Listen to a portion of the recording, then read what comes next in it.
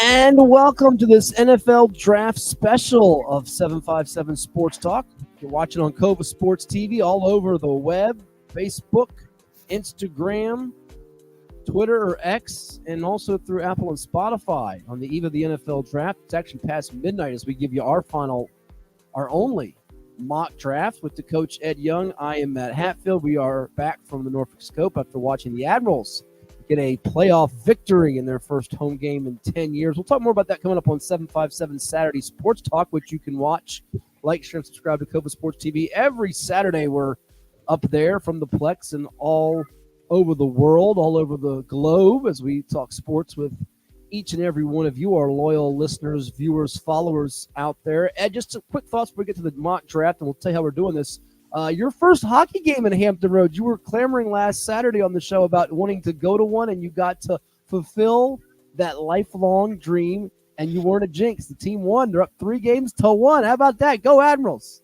Yeah, the Ed Young charm, good luck charm was full effect. Matt Hatfield jinx somehow wasn't strong enough. I think it's because you were out of your seat for a while in the concession line buying $27 popcorn. So it wasn't quite that much, but you were pretty close. Yeah, so the Ed Young charm, good luck charm, was in effect.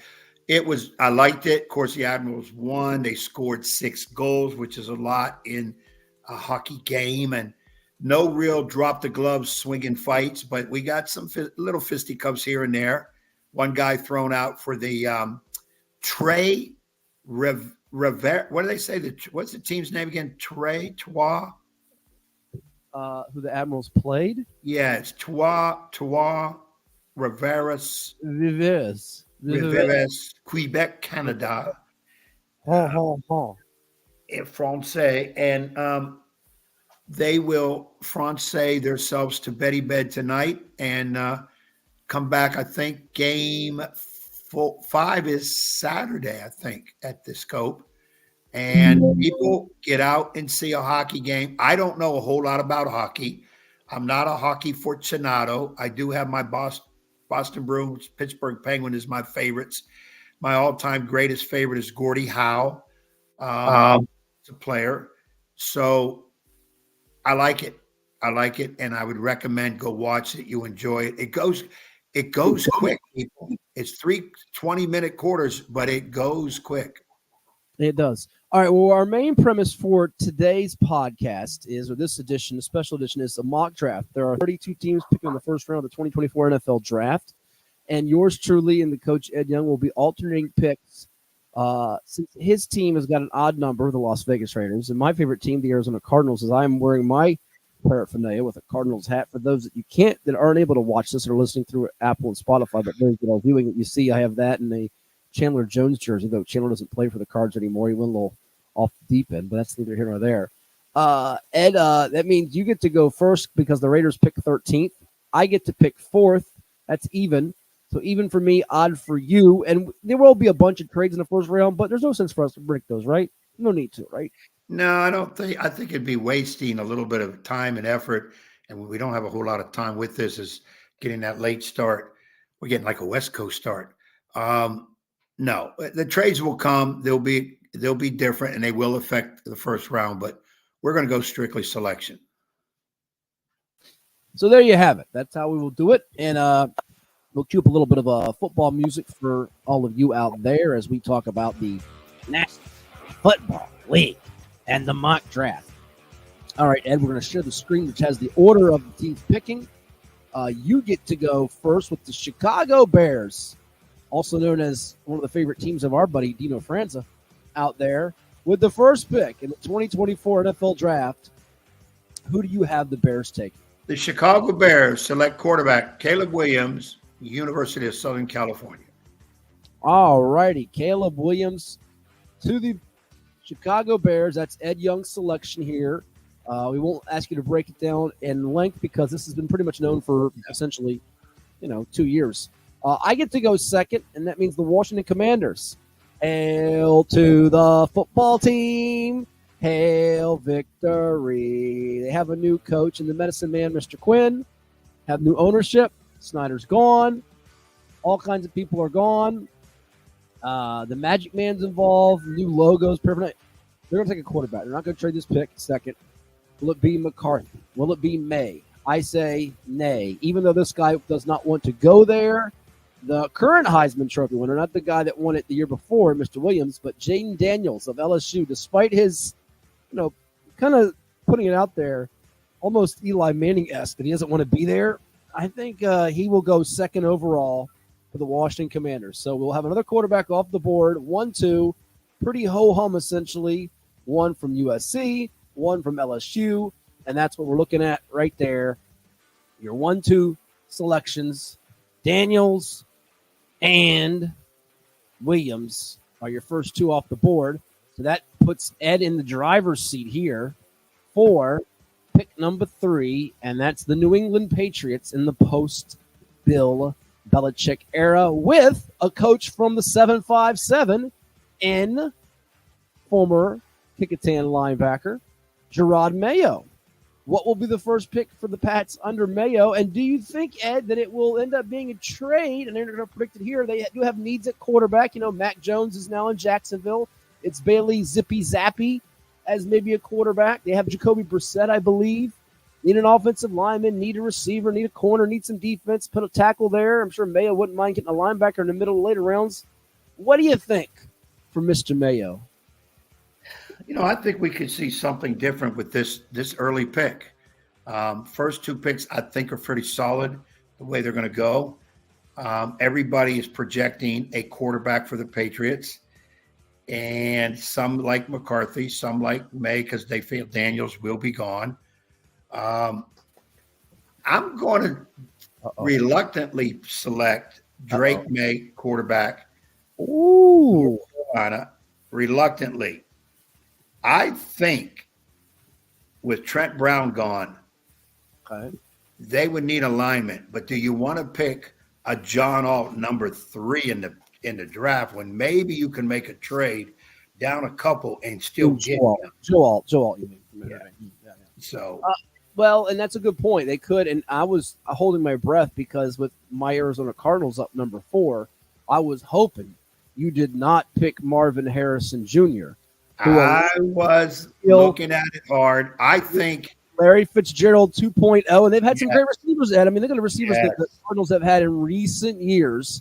We're not talking about the Sonny Randall days. So long, everybody, or the David Boston, Mr. Sanders. We're talking about the Larry Fitzgerald, Anquan Bolden, DeAndre Hopkins. Hollywood Brown didn't exactly work out the way that we were hoping for, but Marvin Harrison Jr. is the pick. If he's not there, if he is gone by 3, and by the way, the Chargers would run up to the podium to go pick him 5. If Harrison's off the board, I do think the Cardinals will trade out of the 4 slot to a team that needs a quarterback, perhaps a Minnesota you see on our screen at 11, perhaps a Denver on our screen at 12. Somebody will move up to get that quarterback, and it could be quarterback. I was thinking that's the case, but I don't think McCarthy's going in the top 4. It could happen. I just don't think it will. To me, he doesn't have the arm strength, and he doesn't throw it more than like 12 times a game, it felt like. So I think Harrison's the safe pick for the Cards here. If the Pats don't take him, which I'm worried about, him going there and maybe in the guy that slides this year, and if the Patriots nab him before us, I will be very, very upset. But this is where the intrigue of the draft starts. So you have Williams, Daniels, May, Harrison Jr., a little bit of yawning, no suspense, no real drama.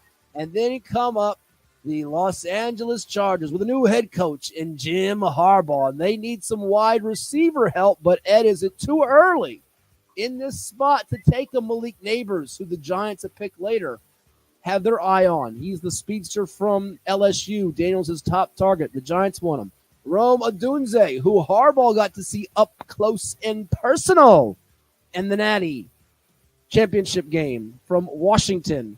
Or will the Chargers go with the lineman like an Alt? Will they shock us and go with the tight end that I love in Brock Bowers from Georgia? He was leading receiver for them as a true freshman. True Frosh helped the Bulldogs win a couple national championships before last year's loss to Alabama in SEC final. Where are you going for Harbaugh's first pick as the head?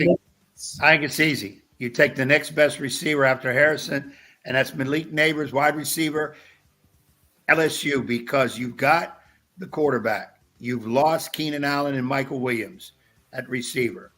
Last year's top pick, Quentin Johnson, didn't set the world on fire. Your line is okay, though I think they need some stitching up a little bit. Give Herbert a receiver. Malik Neighbors is that guy. All right, so you're going with Malik Neighbors as the wide receiver to the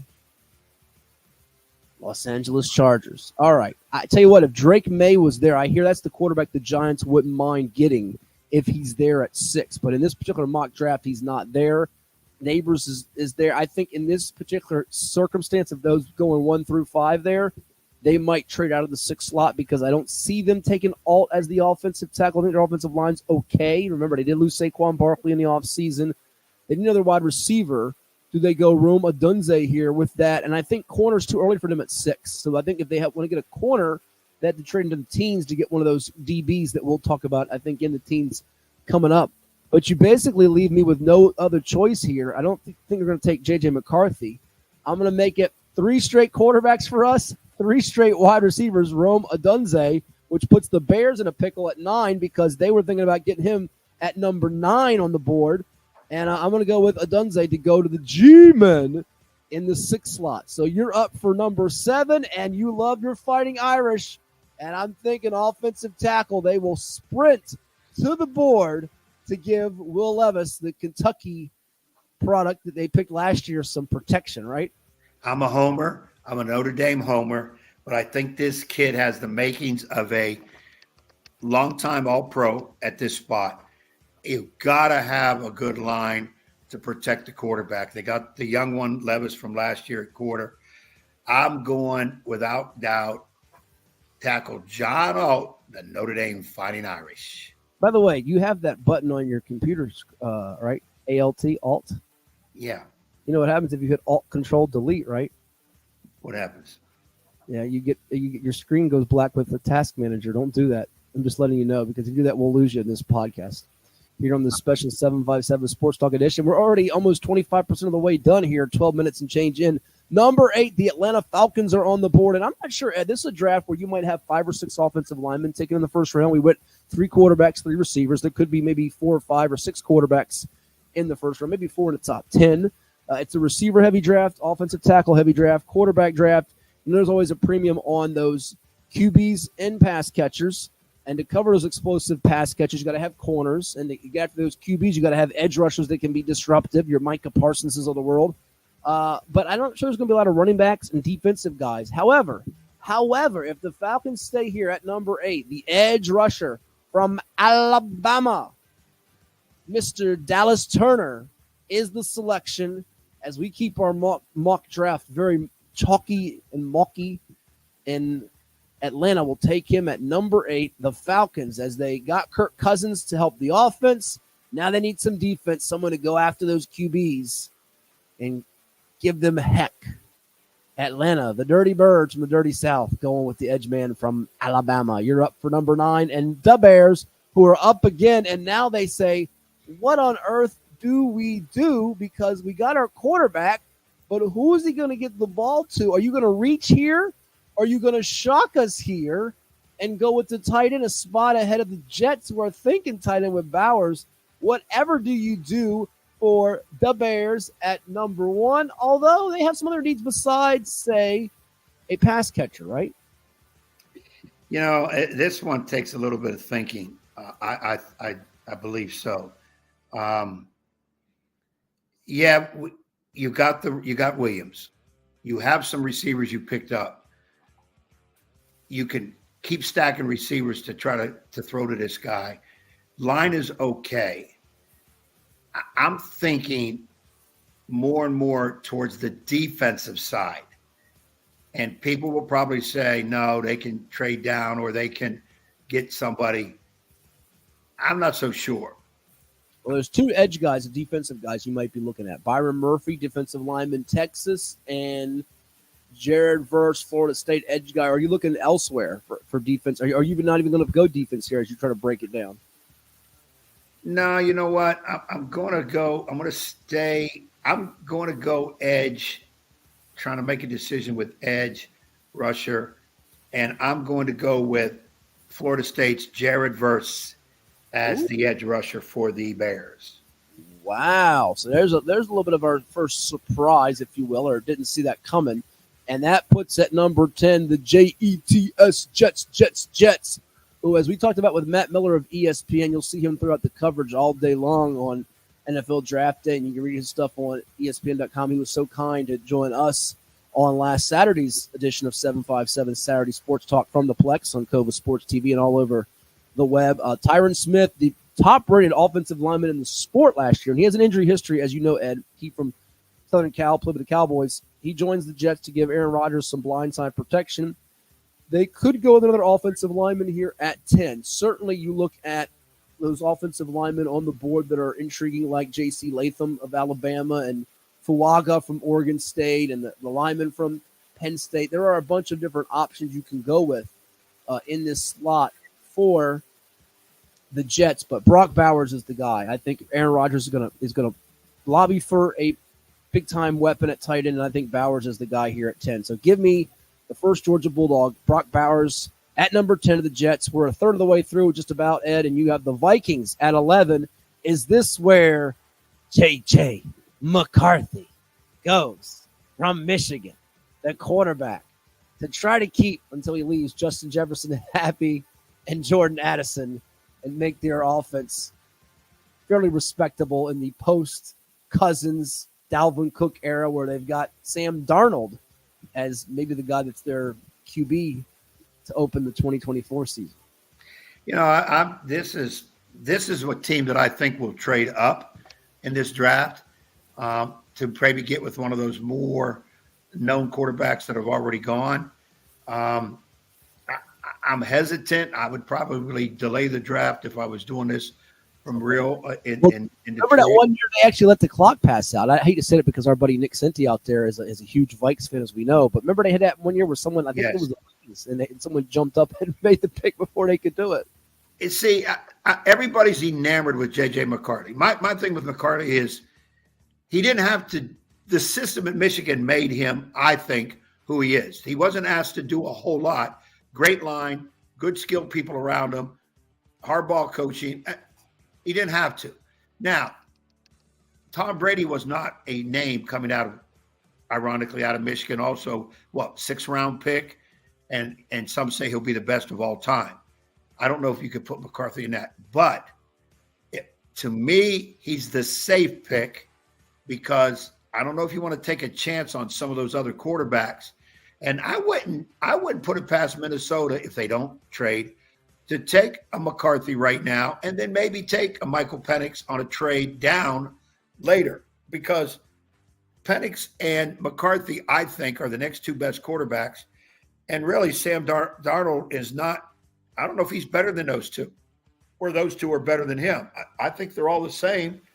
And you better get somebody at quarterback who can throw the ball, because Mr. Jefferson could be very easily the best receiver in football, and he's going into his close to his walk year. I think it's in 25. Yeah, that's right. So and they got Jordan Addison, as you said, who they brought in as a number one pick before. So I'm going to stop all the rigmarole, and I'll do what I think is the safe pick, but it's not 100% with my heart. J.J. McCarthy, quarterback. Ooh, he's gone here. I like it because they could maybe trade up for him, and you could look right even if it's not in that exact slot. Which that puts Sean Payton on the clock with the Broncos. Couldn't maybe made the playoffs, but Russell Wilson is out the door. Out the door. They've got to address some things like getting another pass rusher. They don't have, Von Miller anymore from their years. They went to the Super Bowl with Peyton Manning and made a huge splash with defense. They could use a corner, and this could be the first corner that goes off the board, as there's a bunch of them like Terrion Arnold from Alabama that people like. Quinion Mitchell from Toledo out of the MAC might be the very best corner in the draft. But something tells me, Ed, and maybe I'm crazy. Call me crazy. Here's my number. I think you've been called that many times. Oh, what was that? What was that song? Remember that? And here's my number. And call me. What was that? Who did that song? You remember that? You don't remember that at all? Oh, it's ringing in my head, but I can't think who would be right. Carly Rae Jepsen, right? Isn't that right? Here's my number, so call me maybe. We'll say yes because it is late. Okay, it is late. And people are saying, what is he doing? Stop singing. I'm going to pull a shocker right here, Ed.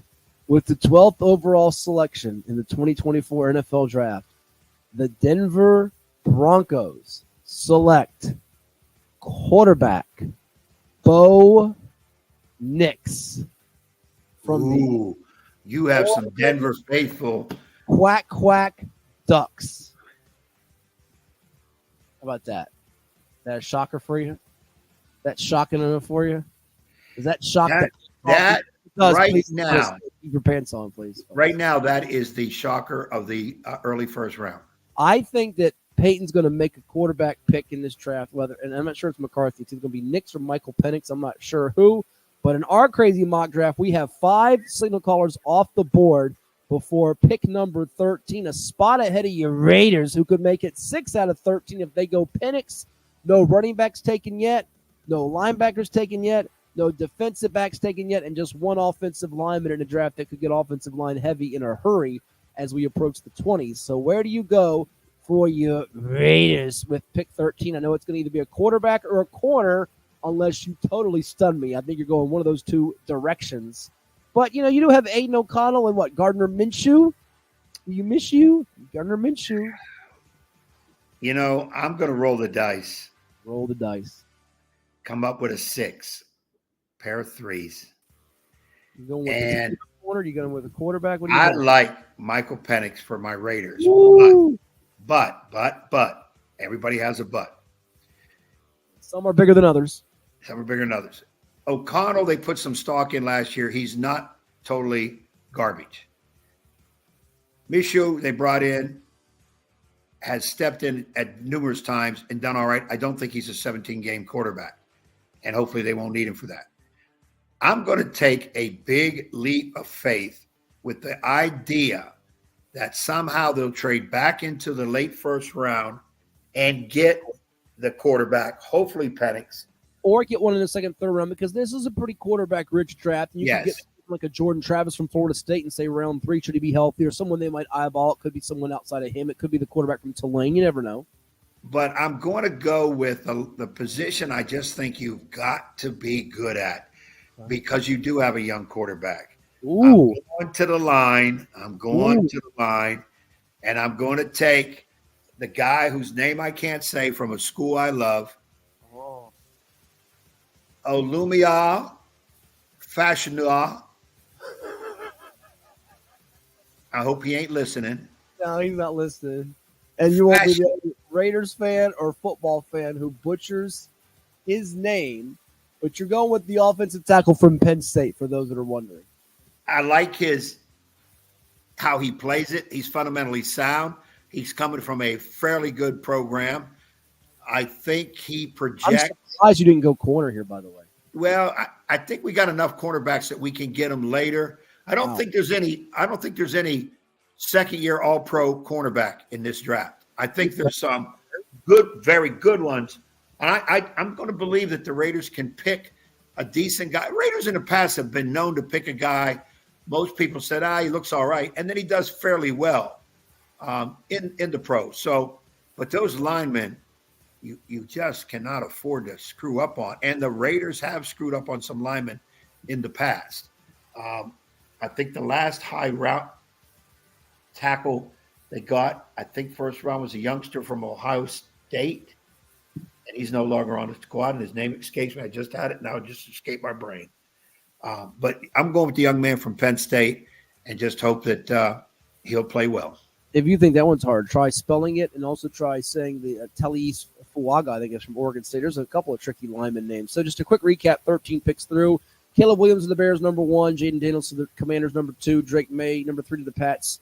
Then we go 3 straight receivers with Harrison, Neighbors, and Adunze to the Cards, Chargers, and Giants, respectively. Joe Alt to the Titans. Dallas Turner, their first defensive guy, goes to the Falcons. Ed has the Bears taking Jared Verse, the edge man from Florida State. I go Brock Bowers to the Jets. J.J. McCarthy and Bo Nix go back-to-back. And Mr. Fashanu from Penn State to edge Raiders. At 14, the New Orleans Saints are on the clock, Ed. And I tell you what, I get to go here. They can go a lot of different directions. I think offensive line is probably where they're leaning the most, although corner could be a good spot for them here as well as look at some of the options for the Saints. J.C. Latham sticks out to me, Alabama, as the offensive tackle of big note. But I tell you what, I think there's some good value in the corners too. I'm going to go with an offensive lineman, though, in J.C. Latham from Alabama at 14. But it would not shock me if they go corner here in this spot. I think he makes the most sense at this point, although the offensive lineman from Oregon State is an appealing prospect to some people out there as well. So I will go there, and you're up for 15 and the Colts. Colts can go one of 4 or 5 different ways. Quarterback apparently won't be it, as they'll let Anthony Richardson try to get off the injured list from last year and take back over. I think their receiving core is fairly decent. I'm going to go, because nobody's picked one yet. Got to go corner, right? Yeah. I'm going to go corner. Now the question is, going Toledo, Mr. Toledo corner, or are you going Mr. Alabama corner? And by the way, there's a couple of Alabama corners you could go with, because you could go with my man Kool-Aid McKinstry, though it might be a reach here. Do you have Arnold as the one I'm thinking? What could be Toledo's corner? The youngster from Toledo is good. He was under-recruited out of high school, gotten better. But I'm going to stick with somebody that's been in the big boys and played against the big boys. And I think he's rated a little bit lower than I would put him. I'm going with Teron Arnold, cornerback, University of Alabama. All right, so you're going with Arnold here. Seahawks are up at number 16 in NFC West, rival of my Arizona Cardinals as they begin life post-Pete Carroll. Remember, Geno Smith, Sam Howell as your quarterback. So you got Sam Howell as the backup to Geno, the Machino. I don't really know where they're going to go in this spot, because I think the Seahawks could trade down. I don't think there's a big glaring need. You can make a case for interior linemen on either side of the football, an edge guy. They wouldn't mind a tight end like Bowers slipping to them, but I don't see them slipping past Jet 10. They can go a lot of different ways. So let's stay with, I think as I look at this card, you can never have too many offensive linemen, quality linemen. And I think Troy Fontenot from Washington, even though he's going to project, I think, them as a tackle right away, they can kick him inside early in his career and then push him to the tackle spot as he moves along. And you imagine with them being in Seattle, they've gotten a pretty good look at him being in the Pacific Northwest. So I will go with Mr. Troy here in this slot at number 16, the Seahawks, as they begin sort of a new era. All those guys that helped them win a Super Bowl are gone, from Pete Carroll to Richard Sherman to Marshawn Lynch to Earl Thomas to Cam Chancellor, been long gone from Maury High School in our area in the 757. So it's sort of a new era now for the Seahawks as they try to begin anew and fresh. And I think he built the team from the inside out. And trenches, probably their second pick will be a defensive lineman if they go offensive lineman here. That's what I think you're leaning as we have the Jaguars up on the clock at number 17. We're halfway through the first round. We might get them before an hour even hits the clock here. We're going fast and furious. And where did the Jags go to recover from last year's collapse? Yes, I picked them in the Super Bowl. Yes, they let me down. Trevor Lawrence and Mr. ETN and company have not lived up to the billing, and Doug Peterson and company have to bounce back because they should have won the AFC South, and they totally melted down, and the Houston Texans are the hot flavor of the month now. Where did the Jags go to help their team out? Do they go with a corner here in the guy from Toledo? Yeah, I think Jacksonville looks hard at cornerback, but again, I think you can get him a little bit later and be okay. Once again, you got Lawrence at quarterback. That's a good one. The line to me is a little questionable, and I remember Matt Miller saying this is a good line draft. It's just they're overshadowed by the very good quarterbacks that are out there. So I'm going to, and I think I'm looking hard. I don't think this guy. Fuaga from Oregon State. Is that Fuaga? Talise Fuaga, Oregon State, is my pick for Jacksonville Jaguars offensive lineman. There you have it. So we go with the offensive lineman. It's starting to go heavy. We said it could have 6, and so far we've got off the board 1, 2, 3, 4, 5. That's 5 already, and we've had 4 of the last 5 picks be linemen after Joe Alt was chosen 7th in our mock draft at Tennessee, an AFC South divisional foe of Jacksonville. Up at 18 of the Cincinnati Bengals, Ed, and they made news on Wednesday, the eve of the draft, with Trey Hendrickson, one of the defensive standouts, an all-pro, as well as wide receiver T. Higgins, both reportedly requesting trades. So where do the Bengals go? They don't need receivers that bad because they have Jamar Chase, obviously. It's not a pressing need for Cincinnati to go with them. And you know Joe Burrow would always like to have another offensive lineman because he's gotten sacked so much in his entire NFL career. But there is a but here with Hendrickson being the guy that has requested a trade, and the Bengals love defensive playmakers. I do think we've not had Byron Murphy get picked, have we, from Texas? Don't think he is. No, we haven't, because you took the edge rusher being Verse at 9. I'm going to go with Murphy to get chosen right here. Corner's another appealing one. They could go another corner, but I'm going to go with Texas's defensive lineman Byron Murphy at this slot, number 18 overall, to be the pick for the Cincinnati Bengals, which puts you and the LA Rams on the clock. Well, this is easy for me. When I heard Aaron Donald retire, I said, I don't care what they have on the line. They better find a young Aaron Donald somehow. Without hesitation, I'm going with the school nearby, UCLA's Latu. I probably butchered that one too. Edge rusher, UCLA. All right. Latu. Yep. Edge. UCLA to the Rams at number 19 overall. All right. 20 on the clock. The Pittsburgh Steelers. Denby High Zone. William & Mary product.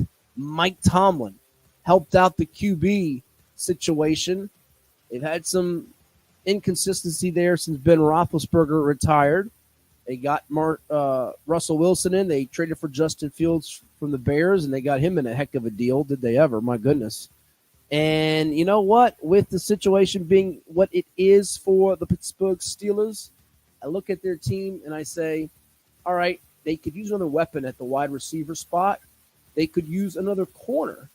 And I think, ironically enough, this is not a spot that I see him probably landing, but because of the value on the board, I think they will see him being a guy that's a top 10 to 15 pick on the board. And I'm going to go with a surprise here and go Quinion Mitchell. Well, I'm not sure the Steelers thought would be on the board here at number 20 to be off the board. The Toledo corner to give them some depth in the secondary as their pick at number 20. And he is gone now.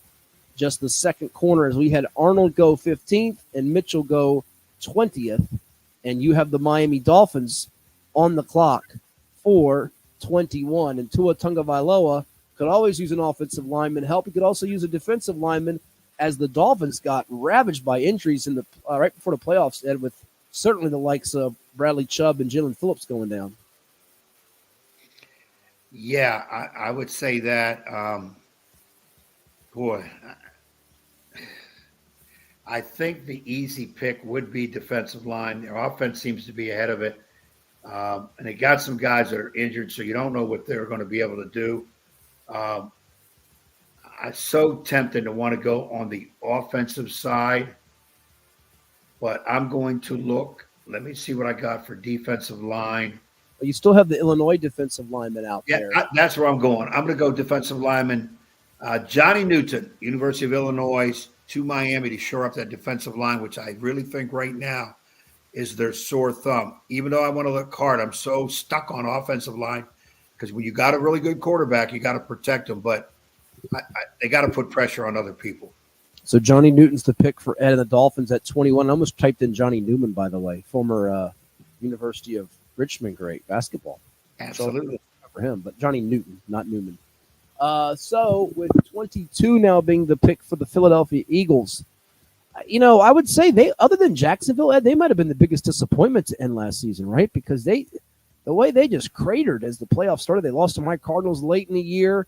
The Buccaneers steamrolled them with Baker Mayfield. They just seem to be a team in flux, and I think that just their defense was falling apart at the end of the year.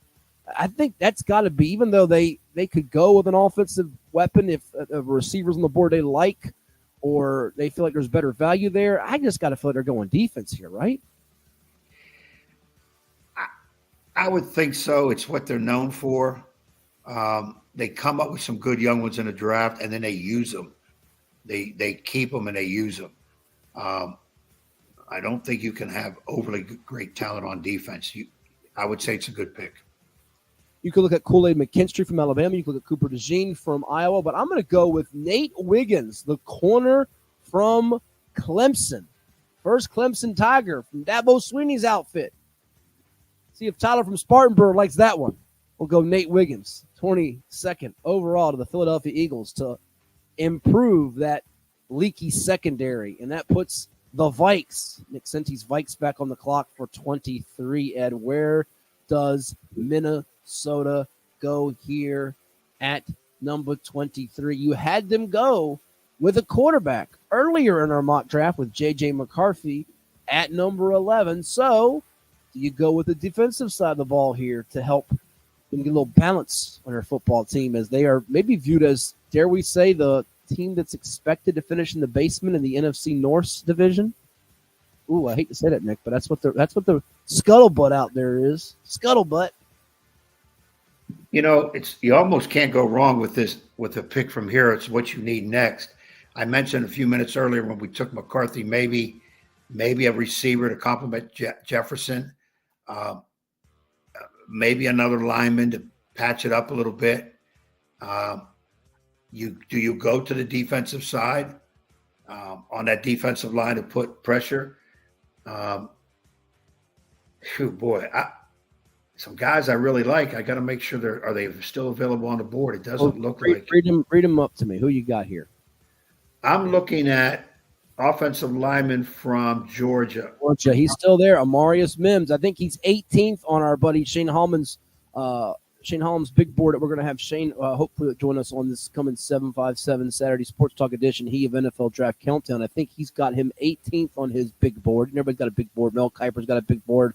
Matt Miller's got a big board. All these guys got big boards. Ed Young and I've got big boards. We just haven't availed them to you all there. We got like 7,000 players ranked. Yeah. Where you got him on your big board, Ed? You got him like 20th or 19th? Where's he on your big board? Yeah, I think I've got him 18th on my big board. So you and Shane got him 18th. I think I had him at number 19 on mine. All right, we're close. We're right there. But there's a guy still lingering out there. Who's that? At the cornerback position. I think he's still available. Or did I miss it here in the last two picks? Well, I took Arnold for the Steelers, which might not be the greatest of fits, but I just feel like they'll take him because if he's there, they'll say we can't pass up on this guy. Yeah, that's what I'm thinking is corner? You also got DeJean from Iowa. You got McKinstry from Bama. Are you looking at somebody else? Is your pick indeed going to be Mr. Mims here? Or are you going elsewhere for the Vikes? I'm going to go. Boy, they really need more of a guard, but I guess you could take a tackle and move them over.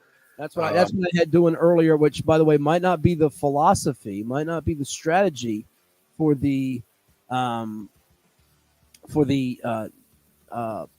I'm drawing a blank now. For the Seattle Seahawks, when I put Fontenot to go to the Seahawks, and you took Fuaga, the next pick from Jacksonville. I think Fuaga's more tackle-ish than, say, Fautano, but that's where I'm going with that one. So where are you going for 23? Minnesota, while you were talking, I kind of revamped in my head. Still got some really good cornerbacks out there. Okay, you want to go corner here? And then again, the left part of my brain says, put another tough receiver in there. And I'm gonna flip the script. Okay. I'm going a little bit of a stretch here. Give me wide receiver, Brian Thomas Jr., LSU. Wow, you're going with Thomas here. I'm going going to give him another target.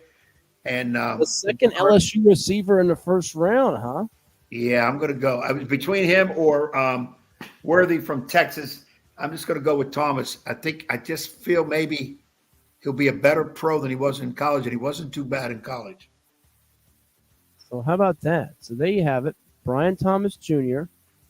for the next pick. I'm going to take Dallas's pick here, but real quickly before I do, as I look at my big board here, the Dallas Cowboys, give me the percentage, above or below 50% Dallas trades this pick. It's their first-round pick, correct? Well, no, we're not It's their doing only this first round. second, third, fourth, fifth, sixth, or seventh mock draft because that would take us until like next Wednesday. By the way, so Yeah. we're not doing that. So yes, it is their first round picks. Good, nice observation there, sir. I like that. I think they'll keep it. I think they'll keep it.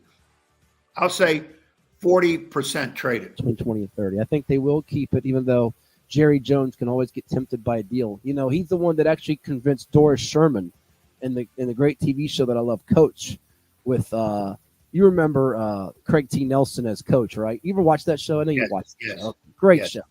And of course, the late Catherine Hellman, who played Deborah's mom in Everybody Loves Raymond. And by the way, Catherine Hellman, who was also on Who's the Boss with Tony Danza, who passed away about 5 years ago. She was the one who played Doris Sherman, the owner of the Orlando Breakers, after Craig T. Nelson, Hayden Fox, who was basically out of Hayden Fry, Iowa. Anyhow, as we go down the TV sitcom lane here in this mock draft, he was the coach for the Orlando Breakers after leaving the Minnesota Screaming Eagles. If they had a great NFL draft episode where she ended up trading the pick to Jerry Jones. But Jerry's not going to trade this pick. He's going to stick here at 24. How about them Cowboys? What do they need? What will they do? Do they have any earthly idea what they're going to do in this slot here at number 24 overall, Ed? But you know what? Offensive lineman. You lost Tyron Smith. You got to fill that need, right? I mean, that just makes the most sense here. Let's be honest. You got to fill this need, right? You have to. You're either going to draft by need or you're going to draft best available. I stick to need. If you need a cornerback, you get a cornerback. If a punter's the best athlete available, what the heck you drafting a punter for? You don't need them. You got to get what you got to draft what you need. Well, I think most people have their eye on them taking Tyler Guyton, but I'm going to surprise you and say they take a different offensive tackle in this spot. It's too high for a running back, and I don't think you'll get your first running back until the second round, whether that ends up being Trey Benson from Florida State or Jonathan Brooks from Texas or somebody else, even maybe Blake Corum from the reigning national champion Michigan Wolverines. But I'm going to surprise you here and go with not the offensive tackle Guyton from Oklahoma, instead the offensive tackle from Arizona in Jordan Morgan. He is going to be the pick here for the Dallas Cowboys. I think, I tell you what, though, you know, Jerry, he's going to get enamored. They don't need corner help. I think, and although, you know, if you ask people that are Cowboys fans, they'll say, yes, we do. What are you talking about? Did you watch that NFC playoff game against Green Bay as they went up and down the field? Yeah, I do hear you. But some of that was Dak Prescott's mistakes and all kinds of issues. Kool-Aid McKinstry, he might catch the eye of Mr. Jerry Jones. But I'm going to go Jordan Morgan here, offensive tackle from the great state of Arizona as the pick, which puts up that team that beat and bounced Dallas in the first round, Ed, the Green Bay Packers with Jordan Love and company right there. And, you know, I do wonder, front seven, we haven't called off a linebacker's name yet in this mock draft. Ding, ding, ding, ding, ding, ding, ding, ding. Where you're going? Ding, ding, ding, ding, ding. The bell is ringing. Well, who's your best linebacker on your big board? I know some think there's one from the SEC that played for the Aggies as the best linebacker, but is this a little early? Is this a little high for him here? If they're going to go linebacker, I would think they might trade out the first round and take one in the early part of the second round, but you never know. It could, and linebackers don't seem to be all that important in this draft. I don't think anybody's projected as a first rounder, but I'm putting one here, and I'm going with the Aggie guy from Texas A&M, Edgerrin Cooper at linebacker, Green Bay Packers, and I'm keeping my fingers crossed. He'll become maybe this draft's Micah Parsons. Which I know. Well, no, Packers fans want to hear A.J. Hawk or Clay Matthews. They don't want to hear that. Yeah, but I don't know, boy, Clay. You know what? I think he could be on par with A.J. Hawk. A.J. Hawk was a good one. Clay Matthews is a Hall of Famer.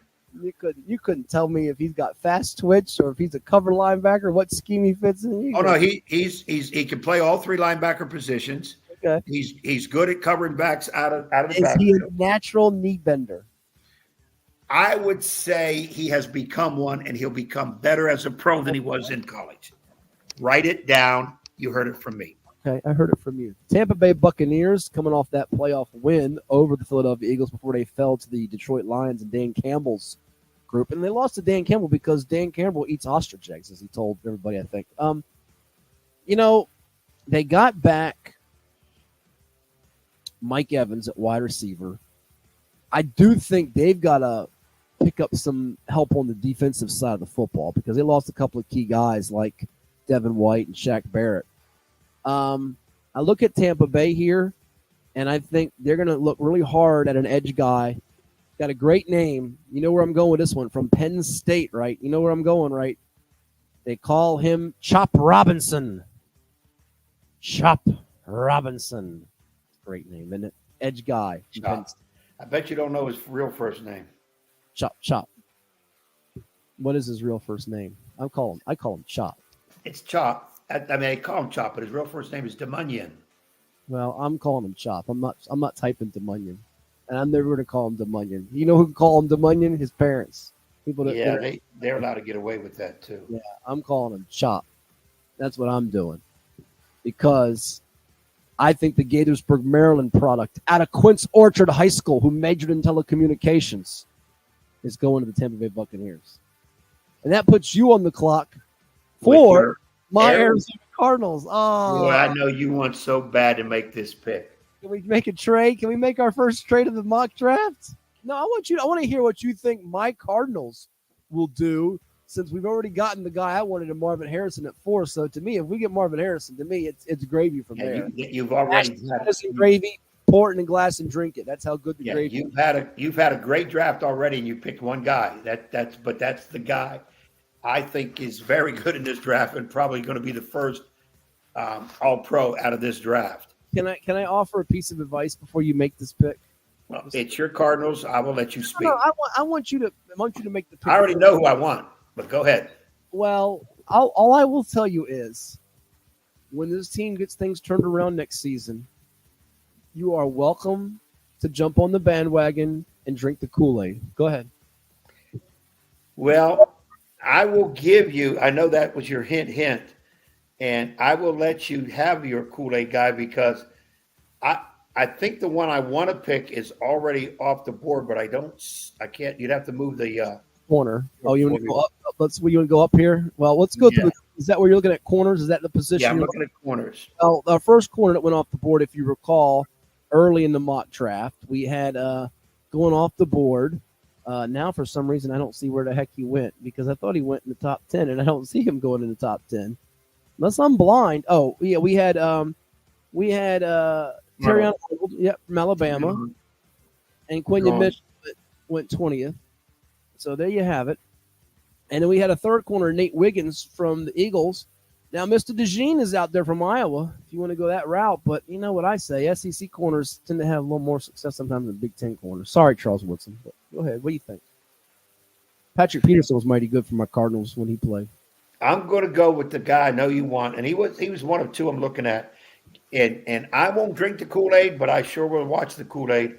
Hey. Give me Kool-Aid McKinstry, University of Alabama. I worry about the Packers maybe taking him a couple spots before that, though. I do worry about that. As well as right now he's available, so we're giving him to the Arizona Cardinals. That means I'm up for the 28th pick, and you know what they say? Nobody circles the wagons like the Buffalo Bills. Jaws. All right, Chris Berman.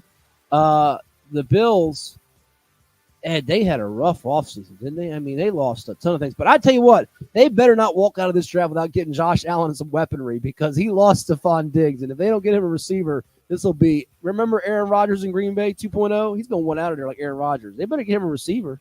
If they don't get him a receiver, it's going to be bad news. It's going to be a problem. It's going to be a problem. It's going to be a problem, Ed. Yeah, it's going to be a problem. I'm going to go with Xavier Worthy. You know why? Because he's worthy of being the number 28th overall pick in the 2024 Hatfield and Young 757 Saturday Sports Talk NFL mock draft on CoVA Sports TV with our millions and millions of viewers, subscribers, listeners, followers, watchers, tweeters, and all that good stuff. And because he's worthy of that, you know what he gets? Nothing. Actually, you know what he's going to get? And by the way, we're going to put this out there now because we forgot to do it early in the draft, and we have just a few more picks left here. Ed's got the 29th pick, the 31st pick. I have the 30th pick, the 32nd pick, and we're going to get it in before an hour is done here. This is going to be a great mock draft for y'all to go back and listen to and see how many we got wrong, because I'll tell you right now, there's going to be a lot more we get wrong than we get right. How about and so are a lot of other dudes, so I ain't going to worry about it. Yeah, exactly. So what do we got to lose? I mean, all those guys get paid millions of dollars to be on TV. And right. We get to do this, and podcasts. We're doing it for absolutely nothing. No, that's not true. That's not true. Don't tell lies out there. We used to do radio for, next to nothing for me and you nothing. But the podcast, the people at CoVA Sports TV take care of us a lot better than the place we were before. But that's neither here nor there for this conversation. How about this? Let's put this out there. How about the loser of this between you and I? How many we get right with the little spreadsheet we got there on the screen? How about the loser has to donate $100,000 to the other's charity? How about that? Boy, I better win. I ain't got $100,000 with all my assets, monies. You should have taken a Kentucky job. Why you turn a Kentucky job then? You let Mark Pope get the job. You'd have been in great shape. Just a little bit too much pressure for me. Pressure? Yeah, I didn't want that. I would have taken Arkansas over Kentucky. Can the other one give $100,000 to the other one? How about that? You good with that? $100,000? $100,000. Yeah, we'll do that. You agree? All right, you heard it there, ladies and gents. The loser has to get the other one $100,000 to his place of choice or charity. There you go. It's out there. All right, it's a lot riding on here. We didn't say, we just said $100,000 is all we said. So, all right, number 29, you're up for the Detroit Lions. You better make these picks count since $100,000 is riding on this. I think it's easy where to go for this pick. They've got trouble in the defensive backfield. Did you watch the second half of that game? People that had Sheck for the Lions got sick and queasy. Ooh. Yeah, they're hurting in that corner and safety. And they're going to be mad Kool-Aid's off the board because they probably have their eye on him too, right? So do they go with the Iowa guy from the Midwest? I'm going to go with the Iowa guy. Give me Cooper DeJean, is it? Is it DeJean or DeJean? I would say DeJean. Would you like some mustard with that? That's what I'm saying. That's DeJean from Iowa, and he's going to play quickly for them. He's going to play quickly for them. Will he be in the Defensive Rookie of the Year conversation? As much balls are going to be thrown at him. Woo! He better. Okay. He probably will be. The Baltimore Ravens are on the clock. And I think they would like to go offensive line here, Ed. However, I think the run of offensive linemen comes before them. And unless Morgan I'll tell you what, we got Morgan off the board.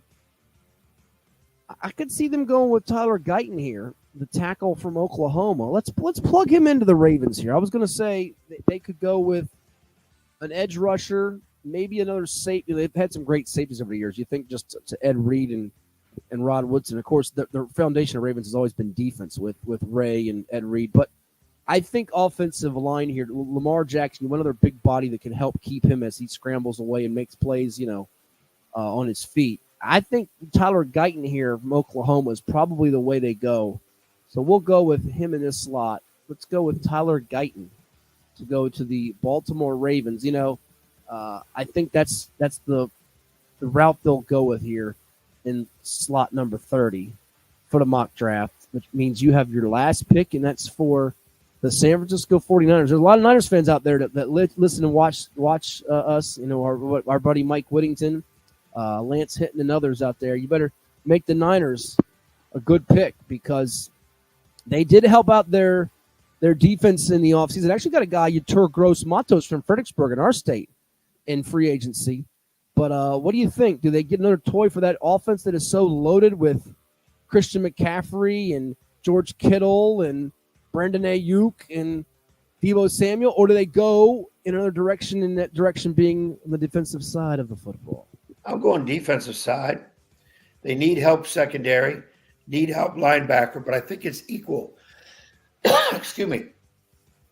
And a lot of linebackers aren't getting picked, so we got some high-rated guys still up there. I'm going linebacker, Graham Barton, Duke University. Wow, that's a stunner to me. But it almost seems like when you go to San Francisco, Well, wait. He's interior lineman. Hold on. Let me hold the car up. I have him on the board at rank Lineman. He's 30. an offensive lineman. He's not a linebacker. He's a guard. You going to go Graham with Barton. you want to go with the offensive lineman from Duke here? You can if you want to go with him. No, hold on. Let me erase that pick. I have him on my board as a linebacker. So one of my Board's wrong. my workers messed this board up. Okay. Fire your guy because he's not. Yeah, it's an intern, so he's gone. Well, we're not getting rid of our interns. We love our interns. You got some interns on the side that need to go. This one is gone. Next best linebacker on the board, on my board. I don't know about your board, but my board, the next best linebacker I have rated because you already had Cooper, who I have with a second round grade.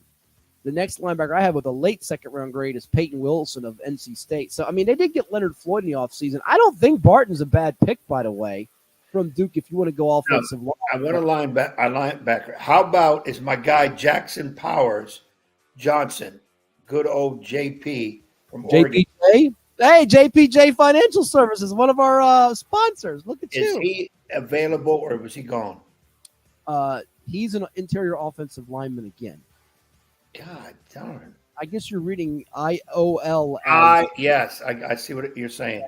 That's interior offensive lineman. I'm not sure what you're doing there. You're right. Let me take that back. Oh boy, your eyes are getting bad late in the night.